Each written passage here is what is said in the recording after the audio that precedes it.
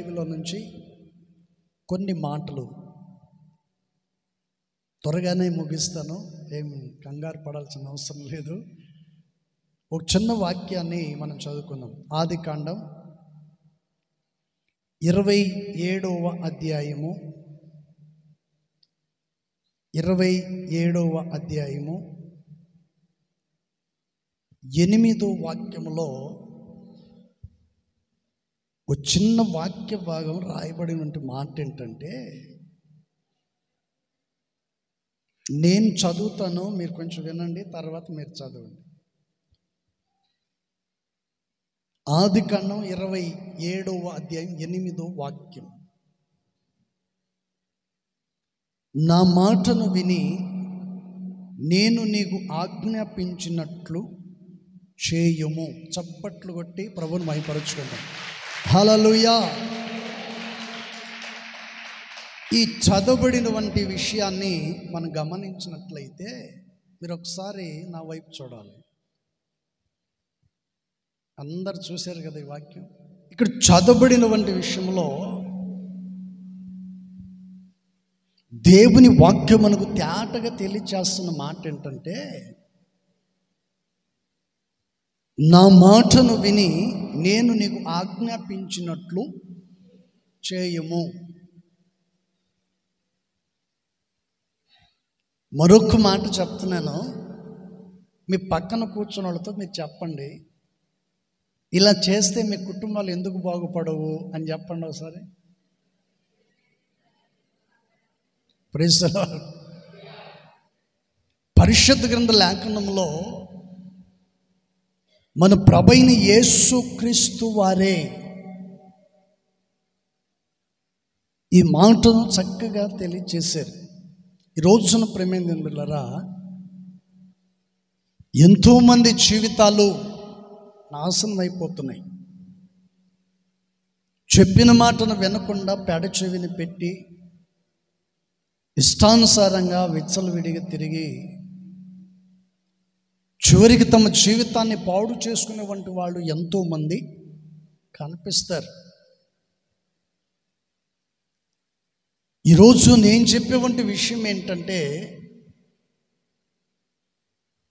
యాకోబుతో తన తల్లి చెప్తున్నవంటి మాట, నా మాటను విని నేను నీకు ఆజ్ఞాపించినట్లుగా నీవు చెయ్యి. ఏంటి ఆ విషయం అనేటువంటి విషయాన్ని మనం గమనించినట్లయితే, ఇస్సాకు వృద్ధాప్యంలో ఉన్నప్పుడు తనకు ఒక ఆశ కలిగింది. ఏంటి ఆశ అంటే, రుచికరమైన వంటి భోజనము తినాలి అని ఆశ. ఈ రాత్రి నాకున్న ఆశ ఏంటంటే, కూర్చున్న మీకు, దేవుని పిల్లలమైన మనకు ఒక మంచి సందేశాన్ని ఇవ్వాలి అనే ఒక ఆశ. ప్రతి సేవకులు చేసేవంటి పని ఏంటంటే, సంఘములో ఉన్న ప్రతి వారికి సంతోషపరచాలని, వారు ఆనందంగా ఉండటం కనులారు చూడాలని, కుటుంబాలు దీవెనకరంగా మార్చబడాలని ప్రతి సేవకుడు ప్రతి రోజు, ప్రతి రాత్రి, ప్రతి పగలు దేవుని సన్నిధిలో మొరపెడుతూ ఉంటారు. ఈ చదవబడినటువంటి వాక్య భాగాన్ని మనం గమనించినట్లయితే, ప్రతి కుటుంబంలో ఉన్నటువంటి విభేదాలు ఏంటంటే, తల్లికేమో చిన్న కొడుకు మీద ప్రేమ ఉంటుంది, తండ్రికేమో పెద్ద కొడుకు మీద ప్రేమ ఉంటుంది. వీళ్ళిద్దరి మధ్యలో చిచ్చు పెట్టేది ఎవరు? మీరే చెప్పాలి. వీళ్ళిద్దరి మధ్యలో చిచ్చు పెట్టేది ఎవరండి? అర్థమైందా? వీళ్ళిద్దరి మధ్యలో చిచ్చు పెట్టేది ఎవరంటే తల్లిదండ్రులే. పెద్దోడు వచ్చి తండ్రిని అడుగుతాడు, నాన్నగారు నాకు సూటు బూటు కావాలి అని అన్నప్పుడు, సరేరా వెళ్దాం పద అంటారు. వెళ్తారు, వాడికి నచ్చింది కొనిస్తాడు. చిన్న కొడుకు వస్తాడు, వీడు అడుగుతాడు, అన్నయ్య కొనిచ్చావు కదా, మరి నాకు కూడా కొనిచ్చు కదా అంటే, ఈసారి చూద్దాంలే అంటాడు. వీడంటాడు, వాడంటే అంత ఇష్టం నీకు, నేనంటే నీకు ఎందుకు ఇష్టమో లేదు.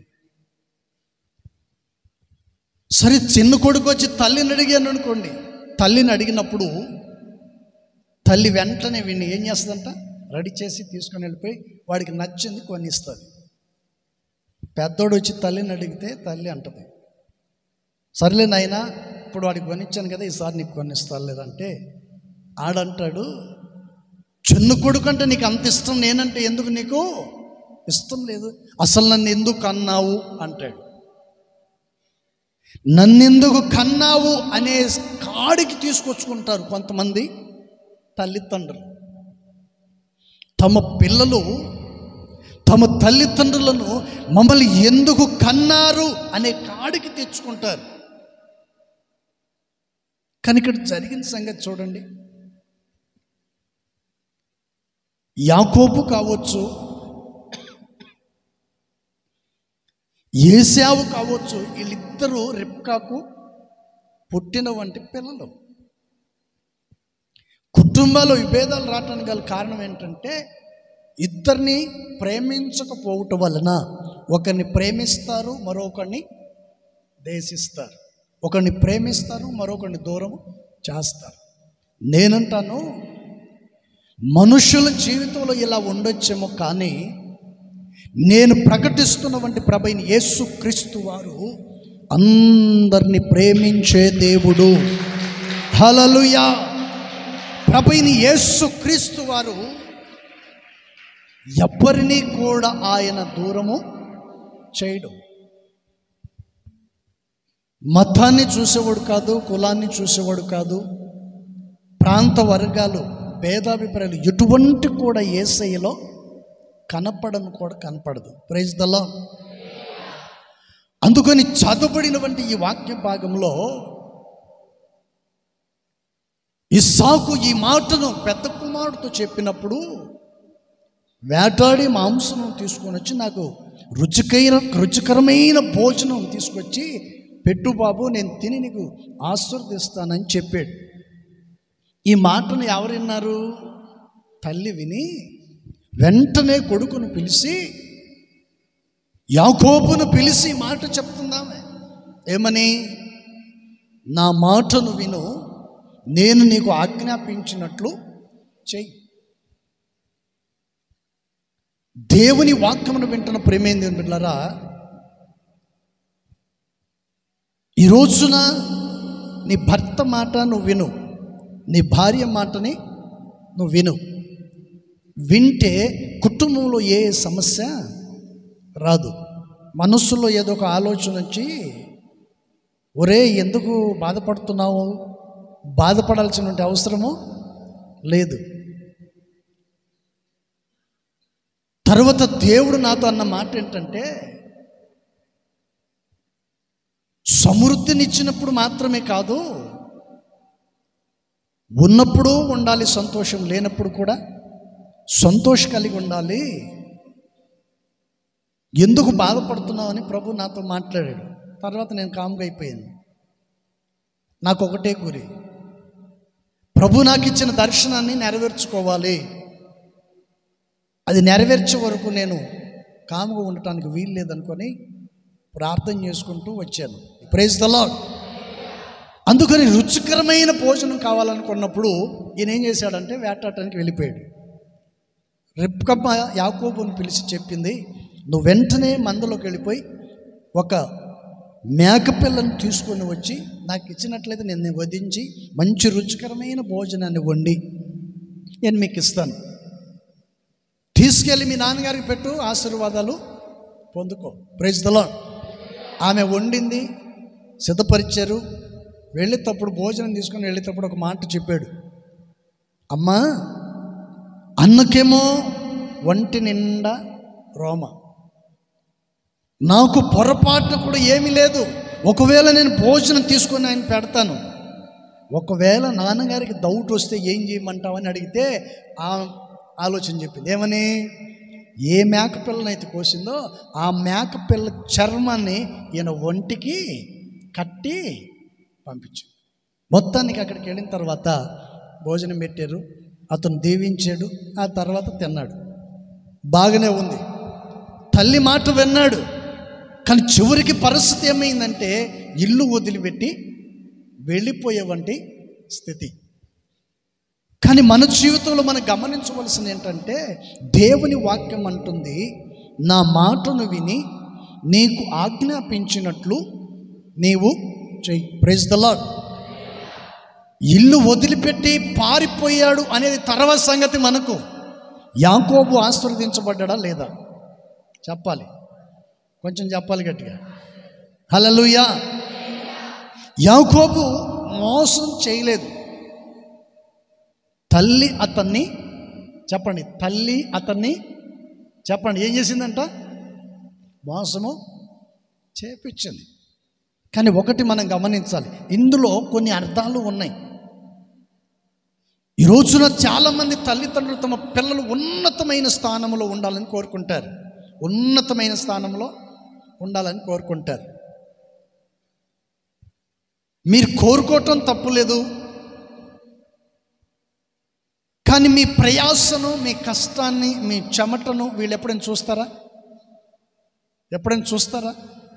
నా తల్లిదండ్రులు నా కొరకు కష్టపడుతున్నారు, ప్రయాసపడుతున్నారు, రాత్రిపగలు కష్టపడి సంపాదించి నన్ను చదివిస్తున్నారు, నన్ను గొప్పని చేయాలనే ఒక ప్రయాసతో ఉన్నారు, కాబట్టి నేను ధైర్యంగా రోషం కలిగి ఎవరిని మోసం చేయకుండా నమ్మకంగా వారికి విధేయుడై ఉండాలి అని ఎప్పుడైనా కోరుకుంటారా? ఎప్పుడు కూడా కోరుకోరు. Praise the lord. మా నాన్నగారు నన్ను ఒక చోట ఒక స్కూల్లో పెట్టాడు, హాస్టల్ చేర్పించి ఒక స్కూల్లో పెట్టారు. అక్కడ 3వ తరగతి దాకా చదివాను నేను. ఆ 3వ తరగతి కూడా ఎక్కడ చదివానంటే కొండలలో. ఏ రోజు కూడా నేను ఆ బడికి వెళ్ళేవాడిని కాదు, వెళ్ళిపోయేవాడిని. కొండ పక్కన కూర్చునేవాడిని. ఈరోజు ఆ పిల్లలు నాతో పాటు వచ్చిన పిల్లలకు చూపించాను. మా నాన్నగారు ఇదిగా ఈ ఊర్లో చదువుకునే దాన్ని పంపిస్తే ఆ కొండల మీద కూర్చొని టయానికి వచ్చి ఒక ముద్ద ఉక్కుమై పెడితే తినేసి వెళ్ళిపోయేవాడు బడిలోని. ఆ తర్వాత అక్కడి నుంచి ఎర్రగొండపాలెం మార్చారు, ఎర్రగొండపాలెం స్కూల్లో జాయిన్ చేశారు.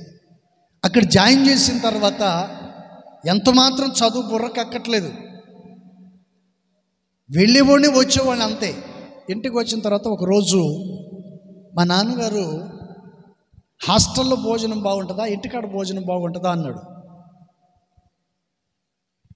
అక్కడ భోజనం బాగుందంటే బడికి వెళ్ళమంటాడు, ఇక్కడ భోజనం బాగుందంటే ఇంటికాడే వద్దులే చదువుకోవటం వద్దులే అంటాడేమో అనుకున్నాను. నేనేం చేశానంటే ఇక్కడ భోజనమే బాగుంటుంది అన్నాను. ఎంతలా కర్ర తీసుకొని కొట్టాడండి, ఒంటి నిండా వాతాలే. Praise the lord. ఒంటి నిండా వాతలు పడ్డాయి, కానీ చదువు మాత్రం బుర్రకి ఎక్కట్లేదు. ఎవరికి పనికిరాడు వీడు, దేనికి పనికిరాడు అనేవాడు మా నాన్నగారు. మా అమ్మకు కూడా నన్ను తిట్టేది, మా నాన్న కూడా నన్ను తిట్టేవాడు. మా ఇంట్లో 10 మంది, మేము 3 మగపిల్లలు, 7 మంది ఆడపిల్లలు. వీళ్ళందరిలో నన్ను ఒక్కడిని చదివించాలని మా నాన్నగారు, వీడినైనా మంచిగా చదివిద్దామని. ఎన్ని చేసిన చదువు మాత్రం బుర్రకి ఎక్కలేదు. Praise the lord. ఆ తర్వాత ఏదో కానా కష్టంగా 7వ తరగతి దాకా చదివాను. ఆ తర్వాత మానేసి చావు అంచుకు వెళ్ళిన తర్వాత ప్రభు నన్ను దర్శించాడు. Praise the lord. 1992 సంవత్సరంలో ప్రభు నన్ను దర్శించి ఆయన రక్షించుకున్నారు. ఆ రోజు నుండి ప్రారంభించిన పరిచర్య ఇదిగో ఈ రోజు వరకు. Praise the lord. ఆ రోజు ప్రారంభించాను, ఇదిగో ఈ రోజు వరకు నా ప్రభు నన్ను విడిచిపెట్టకుండా తన అడుగుచాడల్లో నన్ను నడిపిస్తూ వచ్చాడు. Praise the Lord. హల్లెలూయా. అందుకని ఈ చదవబడిన వంటి వాక్య భాగములో యాకోబు తన జీవితంలో ఆశీర్వదించబడటం మనము చూసాం. కానీ తల్లిదండ్రుల యొక్క మాటను పిల్లలు తప్పనిసరిగా వినాలి. తల్లిదండ్రుల యొక్క మాటను తప్పనిసరిగా వినాలి. సేవకుని యొక్క మాటను తప్పనిసరిగా వినాలి. అందుకని పరిశుద్ధ గ్రంథ లేఖనములో ఈ మాట. అందుకని దేవుని యొక్క మాట వినుట వలన మనకేం కలుగుతుందో ఒక 4 మాటలు చెప్పి నేను ముగిస్తాను. Praise the Lord. హల్లెలూయా. మొదటి మాటను దయచేసి చూడండి. నిర్గమకాండం మొదటి మాట, నిర్గమకాండం 14వ అధ్యాయం 16వ వాక్యం. 14వ అధ్యాయం 16వ వాక్యం వచనం. నీవు నీ కర్రను ఎత్తి ఆ సముద్రం వైపు చెయ్యి చాచి పాయలుగా చేయము. చప్పటి కొట్టి ప్రభువుని మహిమపరుద్దాం. హల్లెలూయా. చూడండి ప్రేమైన దేవుని బిడ్డలారా, మీ జీవితంలో మీరు ఆశీర్వాదకరంగా ఉండాలి అంటే ఉద్యోగములు కావచ్చు, వ్యాపారములు కావచ్చు, మీ చేతి పనులు కావచ్చు, కూలి పనులు కావచ్చు, వ్యవసాయం కావచ్చు, ఏదైనా కావచ్చు,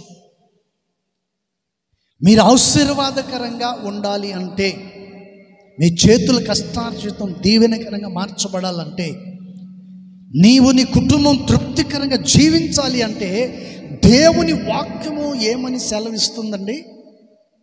నా మాటను విని నీకు ఆజ్ఞాపించినట్లుగా నీవు చెయ్యి. ఇక్కడ పరిశుద్ధ గ్రంథ లేఖనంలో దేవుడు మోసేను గురించి చెప్తున్న వంటి మాట మోసేతో దేవుడు చెప్తున్నాడు. ఏమని?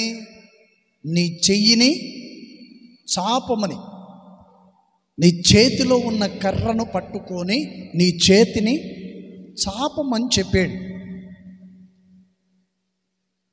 ఎప్పుడు దేవుడు తనకు ఈ మాటను చెప్పాడంటే, మోసే ఇశ్రాయేలు ప్రజల్ని ఐగుప్తులో నుండి వారిని బయటికి తీసుకొచ్చాడు. దాదాపు 470 సంవత్సరాలు తమ జీవితంలో బానిసగా బ్రతుకుతున్న ఇశ్రాయేలు ప్రజల్ని దేవుడు మోసేను పంపి మోసే ద్వారా ఐగుప్తు నుండి బయటికి తీసుకొచ్చాడు. ఈరోజు నా దేవుని వాక్యాన్ని వింటున్న ప్రేమైన దేవుని బిడ్డలారా, ఏ సేవకుడు నాకు సువార్తను ప్రకటించలేదు, ఏ సేవకుడు నాకు బోధ చెప్పలేదు, నా అంతటా నేనే మారు మనసు పొందాను అన్నవాళ్ళు ఎవరంటే చేతులు ఎత్తండి. ఒక్కళ్ళు కూడా ఎత్తరు. ఎందుకని? దేవుడు లేకపోతే సేవకుడు లేడు, సేవకుడు లేకపోతే విశ్వాసులు లేకపోతే సంఘము లేదు. ఒక సేవకుడు కష్టపడి ప్రాణాన్ని తెగించి సువార్తను ప్రకటిస్తేనే ఆ సువార్త ద్వారానే ఈరోజు ఇక్కడి దాకా వచ్చావు. ఈ హోసన్న మినిస్ట్రీని ఇంతగా ప్రభు ఆశీర్వదించడానికి గల కారణం ఎవరు తెలుసా? దైవజనులైన యేసన్న గారు. యేసన్న గారు మినిస్ట్రీని స్థాపించినప్పుడు ఆయనకి ఎవరు సపోర్టు, ఎవరు సహాయము, ఎవరు తోడు అతనికి లేరు. అతను ఒక్కడే సహాయం చేశాడు. బైబిల్ ఒక మాట రాసింది, ఒక యూదుని ఎంతమంది వస్తారంట? 10,000 మంది. చూసారండి, యేసన్న గారు పలుమార్లు చెప్తా ఉండేవాడు మాకు, ఒరే హోసన్న మినిస్ట్రీ నేను కట్టలేదురా, నేను కట్టిందైతే ఇది నిలబడదు, దేవుడు దీన్ని కట్టిందైతే నా తర్వాత కూడా దీన్ని నూరంతలుగా ప్రభు ఆశీర్వదిస్తాడు. హల్లెలూయా. యేసన్న గారు ఆ మాటను ఎప్పుడు చెప్తూ ఉండేవాడు. ఆ మాటని నా చెవులతో విన్న నేను, ఆయనతో నేను 15 సంవత్సరాలు తిరిగాను. 15 సంవత్సరాలు తిరిగాను ఆయనతో.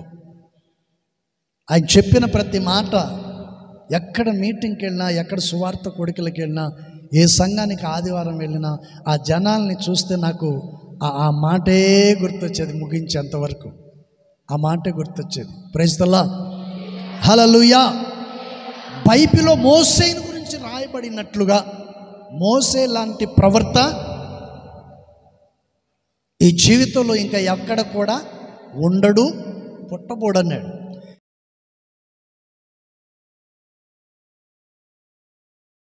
మనస్సులో ఏదో ఒక ఆలోచన వచ్చి, ఒరే ఎందుకు బాధపడుతున్నావు, బాధపడాల్సిన అవసరము లేదు, తర్వాత దేవుడు నాతో అన్న మాట ఏంటంటే, సమృద్ధినిచ్చినప్పుడు మాత్రమే కాదు, ఉన్నప్పుడు ఉండాలి సంతోషం, లేనప్పుడు కూడా సంతోషం కలిగి ఉండాలి. ఎందుకు బాధపడుతున్నావు అని ప్రభు నాతో మాట్లాడాడు. తర్వాత నేను కామ్గా అయిపోయాను. నాకు ఒకటే గురి, ప్రభు నాకు ఇచ్చిన దర్శనాన్ని నెరవేర్చుకోవాలి. అది నెరవేర్చే వరకు నేను కామ్గా ఉండటానికి వీలు లేదనుకొని ప్రార్థన చేసుకుంటూ వచ్చాను. Praise the lord. అందుకని రుచికరమైన భోజనం కావాలనుకున్నప్పుడు ఈయన ఏం చేశాడంటే వేటాడటానికి వెళ్ళిపోయాడు. రెబ్కమ్మ యాకోబుని పిలిచి చెప్పింది, నువ్వు వెంటనే మందలోకి వెళ్ళిపోయి ఒక మేకపిల్లను తీసుకొని వచ్చి నాకు ఇచ్చినట్లయితే నేను వధించి మంచి రుచికరమైన భోజనాన్ని వండి నేను మీకు ఇస్తాను. తీసుకెళ్ళి మీ నాన్నగారికి పెట్టు, ఆశీర్వాదాలు పొందుకో. Praise the Lord. ఆమె వండింది, సిద్ధపరిచారు. వెళ్ళేటప్పుడు భోజనం తీసుకొని వెళ్ళేటప్పుడు ఒక మాట చెప్పాడు, అమ్మా అన్నకేమో ఒంటి నిండా రోమ, నాకు పొరపాటున కూడా ఏమీ లేదు. ఒకవేళ నేను భోజనం తీసుకొని ఆయన పెడతాను, ఒకవేళ నాన్నగారికి డౌట్ వస్తే ఏం చేయమంటావని అడిగితే ఆలోచన చెప్పింది. ఏమని? ఏ మేకపిల్లనైతే కోసిందో ఆ మేకపిల్ల చర్మాన్ని ఈయన ఒంటికి కట్టి పంపించు. మొత్తానికి అక్కడికి వెళ్ళిన తర్వాత భోజనం పెట్టారు, అతను దీవించాడు, ఆ తర్వాత తిన్నాడు. బాగానే ఉంది, తల్లి మాట విన్నాడు. కానీ చివరికి పరిస్థితి ఏమైందంటే ఇల్లు వదిలిపెట్టి వెళ్ళిపోయే వంటి స్థితి. కానీ మన జీవితంలో మనం గమనించవలసింది ఏంటంటే, దేవుని వాక్యం అంటుంది, నా మాటను విని నీకు ఆజ్ఞాపించినట్లు నీవు చెయ్యి. Praise the lord. ఇల్లు వదిలిపెట్టి పారిపోయాడు అనేది తర్వాత సంగతి. మనకు యాకోబు ఆశీర్వదించబడ్డా లేదా చెప్పాలి, కొంచెం చెప్పాలి గట్టిగా. హల్లెలూయా. యాకోబు మోసం చేయలేదు. తల్లి అతన్ని చెప్పండి ఏం చేసిందంట? మోసము చేపించింది. కానీ ఒకటి మనం గమనించాలి, ఇందులో కొన్ని అర్థాలు ఉన్నాయి. ఈ రోజున చాలామంది తల్లిదండ్రులు తమ పిల్లలు ఉన్నతమైన స్థానంలో ఉండాలని కోరుకుంటారు. ఉన్నతమైన స్థానంలో ఉండాలని కోరుకుంటారు. మీరు కోరుకోవటం తప్పులేదు, కానీ మీ ప్రయాసను, మీ కష్టాన్ని, మీ చెమటను వీళ్ళు ఎప్పుడైనా చూస్తారా? నా తల్లిదండ్రులు నా కొరకు కష్టపడుతున్నారు, ప్రయాసపడుతున్నారు, రాత్రిని పగలు కష్టపడి సంపాదించి నన్ను చదివిస్తున్నారు, నన్ను గొప్పని చేయాలనే ఒక ప్రయాసతో ఉన్నారు. కాబట్టి నేను ధైర్యంగా రోషం కలిగి ఎవరిని మోసం చేయకుండా నమ్మకంగా వారికి విధేయుడై ఉండాలి అని ఎప్పుడైనా కోరుకుంటారా? ఎప్పుడు కూడా కోరుకోరు. Praise the lord. మా నాన్నగారు నన్ను ఒక చోట ఒక స్కూల్లో పెట్టాడు, హాస్టల్ చేర్పించి ఒక స్కూల్లో పెట్టారు. అక్కడ 3వ తరగతి దాకా చదివాను నేను. ఆ 3వ తరగతి కూడా ఎక్కడ చదివానంటే కొండలలో. ఏ రోజు కూడా నేను ఆ బడికి వెళ్ళేవాడిని కాదు, వెళ్ళిపోయేవాడిని. కొండ పక్కన కూర్చునేవాడిని. ఈరోజు ఆ పిల్లలు నాతో పాటు వచ్చిన పిల్లలకు చూపించాను. మా నాన్నగారు ఇదిగా ఈ ఊర్లో చదువుకునే దాన్ని పంపిస్తే ఆ కొండల మీద కూర్చొని టయానికి వచ్చి ఒక ముద్ద ఉక్కుమై పెడితే తినేసి వెళ్ళిపోయేవాడు బడిలోని. ఆ తర్వాత అక్కడి నుంచి ఎర్రగొండపాలెం మార్చారు, ఎర్రగొండపాలెం స్కూల్లో జాయిన్ చేశారు. అక్కడ జాయిన్ చేసిన తర్వాత ఎంత మాత్రం చదువు బుర్రకెక్కట్లేదు, వెళ్ళేవాడిని వచ్చేవాడిని అంతే. ఇంటికి వచ్చిన తర్వాత ఒకరోజు మా నాన్నగారు హాస్టల్లో భోజనం బాగుంటుందా, ఇంటికాడ భోజనం బాగుంటుందా అన్నాడు. అక్కడ భోజనం బాగుందంటే బడికి వెళ్ళమంటాడు, ఇక్కడ భోజనం బాగుందంటే ఇంటికాడే ఉండుగా వద్దులే, చదువుకోవటం వద్దులే అంటాడేమో అనుకున్నాను. నేనేం చేశానంటే ఇక్కడ భోజనమే బాగుంటుంది అన్నాను. ఎంతలా కర్ర తీసుకొని కొట్టాడండి, ఒంటి నిండా వాతాలే. Praise the lord. ఒంటి నిండా వాతలు పడ్డాయి, కానీ చదువు మాత్రం బుర్రకి ఎక్కట్లేదు. ఎవరికి పనికిరాను పనికిరాడు, వీడు దేనికి పనికిరాడు అనేవాడు మా నాన్నగారు. మా అమ్మ కూడా నన్ను తిట్టేది, మా నాన్న కూడా నన్ను తిట్టేవాడు. మా ఇంట్లో 10 మంది, మేము 3 మగపిల్లం, 7 మంది ఆడపిల్లలు. వీళ్ళందరిలో నన్ను ఒక్కడిని చదివించాలని మా నాన్నగారు, వీడినైనా మంచిగా చదివిద్దామని. ఎన్ని చేసిన చదువు మాత్రం బుర్రకెక్కలేదు. Praise the lord. ఆ తర్వాత ఏదో కానా కష్టంగా 7వ తరగతి దాకా చదివాను. ఆ తర్వాత మానేసి చావు అంచుకు వెళ్ళిన తర్వాత ప్రభు నన్ను దర్శించాడు. Praise the lord. 1992 సంవత్సరంలో ప్రభు నన్ను దర్శించి ఆయన రక్షించుకున్నారు. ఆ రోజు నుండి ప్రారంభించిన పరిచర్య ఇదిగో ఈ రోజు వరకు. Praise the lord. ఆ రోజు ప్రారంభించాను, ఇదిగో ఈ రోజు వరకు నా ప్రభు నన్ను విడిచిపెట్టకుండా తన అడుగుచాడల్లో నన్ను నడిపిస్తూ వచ్చాడు. Praise the Lord. హల్లెలూయా. అందుకని ఈ చదవబడిన వంటి వాక్య భాగములో యాకోబు తన జీవితంలో ఆశీర్వదించబడటం మనము చూసాం. కానీ తల్లిదండ్రుల యొక్క మాటను పిల్లలు తప్పనిసరిగా వినాలి. తల్లిదండ్రుల యొక్క మాటను తప్పనిసరిగా వినాలి. సేవకుని యొక్క మాటను తప్పనిసరిగా వినాలి. అందుకని పరిశుద్ధ గ్రంథ లేఖనములో ఈ మాట. అందుకని దేవుని యొక్క మాట వినుట వలన మనకేం కలుగుతుందో ఒక 4 మాటలు చెప్పి నేను ముగిస్తాను. Praise the Lord. హల్లెలూయా. మొదటి మాటను దయచేసి చూడండి. నిర్గమకాండం మొదటి మాట, నిర్గమకాండం 14వ అధ్యాయం 16వ వాక్యం. 14వ అధ్యాయం 16వ వాక్యం వచనం. నీవు నీ కర్రను ఎత్తి ఆ సముద్రం వైపు చెయ్యి చాచి పాయలుగా చేయము. చప్పటి కొట్టి ప్రభువుని మహిమపరుద్దాం. హల్లెలూయా. చూడండి ప్రేమైన దేవుని బిడ్డలారా, మీ జీవితంలో మీరు ఆశీర్వాదకరంగా ఉండాలి అంటే ఉద్యోగములు కావచ్చు, వ్యాపారములు కావచ్చు, మీ చేతి పనులు కావచ్చు, కూలి పనులు కావచ్చు, వ్యవసాయం కావచ్చు, ఏదైనా కావచ్చు, మీరు ఆశీర్వాదకరంగా ఉండాలి అంటే, మీ చేతుల కష్టార్జితం దీవెనకరంగా మార్చబడాలంటే, నీవు నీ కుటుంబం తృప్తికరంగా జీవించాలి అంటే దేవుని వాక్యము ఏమని సెలవిస్తుందండి? నా మాటను విని నీకు ఆజ్ఞాపించినట్లుగా నీవు చెయ్యి. ఇక్కడ పరిశుద్ధ గ్రంథ లేఖనములో దేవుడు మోసేను గురించి చెప్తున్న వంటి మాట. మోసేతో దేవుడు చెప్తున్నాడు ఏమని?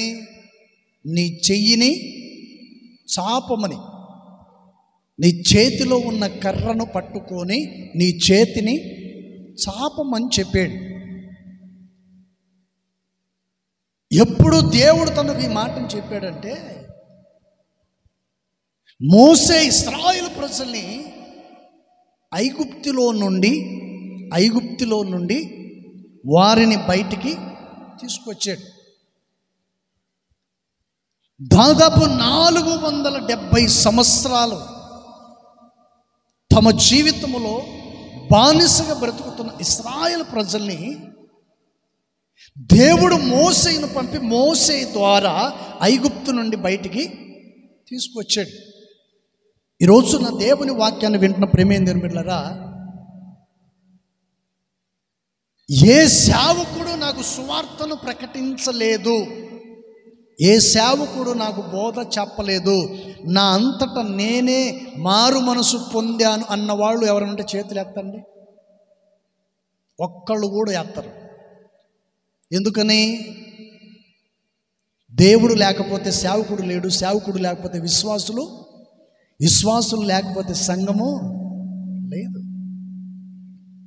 ఒక సేవకుడు కష్టపడి ప్రాణాన్ని తెగించి సువార్తను ప్రకటిస్తేనే ఆ సువార్త ద్వారానే ఈరోజు నువ్వు ఇక్కడి దాకా వచ్చావు. ఈ హోసన్న మినిస్ట్రీని ఇంతగా ప్రభు ఆశీర్వదించడానికి గల కారణం ఎవరు తెలుసా?